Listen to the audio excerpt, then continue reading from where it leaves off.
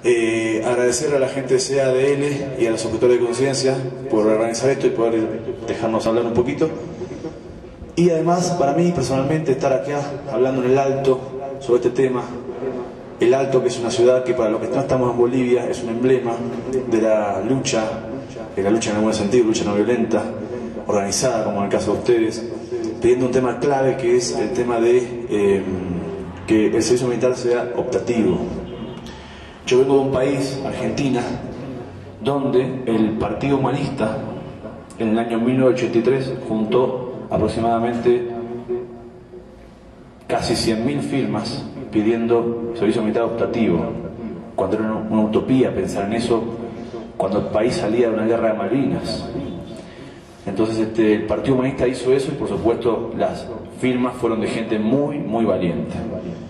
En el año 94, un conscripto, Carrasco de apellido, es masacrado en una dependencia militar en el sur del país.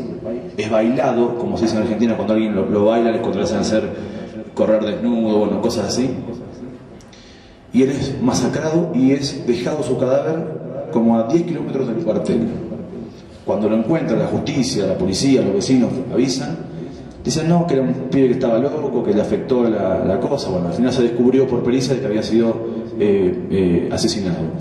El presidente de ese momento, Menem, un presidente nefasto para el país, ante la gran presión política de esto, decide suspender y derogar una ley en la cual se anulaba el servicio militar obligatorio. Y para eso se amparó cínicamente en estas firmas que el Partido Humanista había juntado en el 83, que nunca habían sido tomadas en cuenta. Así yo pude zafar del servicio militar, que en Argentina se conoce como colimba. ¿Por qué? Porque corre, limpia y barre. Está al servicio de la autoridad. Se llama colimba. Los mismos soldados que salen odiando ese sistema le han puesto colimba. Mi padre me decía, no, tenés que ir a quedar colimba porque te vas a hacer hombre. Ese es el discurso, ¿no? Hacerse hombre ahí. Bien, yo pedí una prórroga, luego fui objetor de conciencia, esa figura no existía en Argentina, y cuando entré en ese tema legal, que yo me estaba ya yendo a Uruguay, porque esa era la idea mía, bueno, por ese tema de este chico que ha muerto, Menem eliminó el servicio militar obligatorio, y hoy es optativo.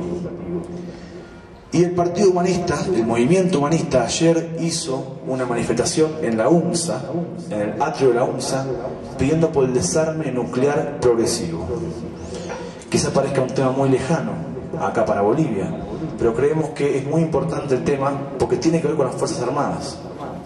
Yo me voy a permitir un segundito leerles un párrafo de un libro que es de Silo. Silo es un filósofo, un escritor, un guía espiritual, que es fundador del movimiento humanista, que es latinoamericano, es argentino. Y él, en una de sus cartas a mis amigos, escribiendo sobre temas diversos, habla sobre el rol de las Fuerzas Armadas. Les cuento que el movimiento humanista en Rusia ha tomado contacto en la década del 80 con el Ministerio de Defensa y ha propuesto la humanización del ejército.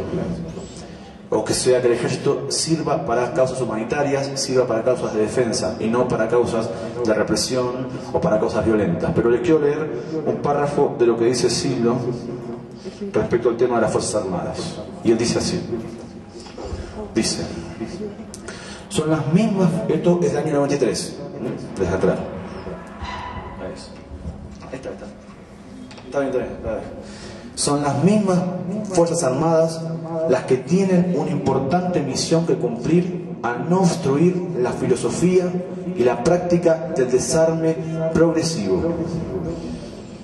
inspirando además a los camaradas de otros países en esa dirección y dejando en claro que la función castrense en el mundo de hoy es la de evitar catástrofes y servidumbres dictadas por gobiernos ilegales que no responden al mandato popular. Entonces, el mayor servicio de las Fuerzas Armadas podrá aportar a sus países y a toda la humanidad será el de evitar que existan las guerras. Este planteamiento, que pudiera parecer utópico, está respaldado actualmente por la fuerza de los hechos que demuestran la poca practicidad y la peligrosidad para todos cuando aumenta el poder bélico global o unilateral. Entonces, esto que se escribió en el año 92, tomado hoy, es importante pedir el desarme progresivo, porque hoy este país, visto, yo lo veo desde afuera, es la tercera vez que vengo aquí a Bolivia, veo que hay una división entre Cambas, entre Collas. Bien, en algún momento, si esto se fomenta, esta división se fomenta desde los medios de comunicación que desinforman, desde la prensa, desde afuera, alguien va a querer armar a estos grupos. ¿Y quiénes los van a armar? Los países que hoy están armando arsenales nucleares. Estados Unidos, Rusia y demás. China y demás. Entonces, creemos que esa gente va a venir y a estos bandos les va a ofrecer armas. Eso, si no hacemos algo, va a pasar. Entonces, creemos que el rol de las Fuerzas Armadas debe cambiar, porque debe estar al servicio de la gente.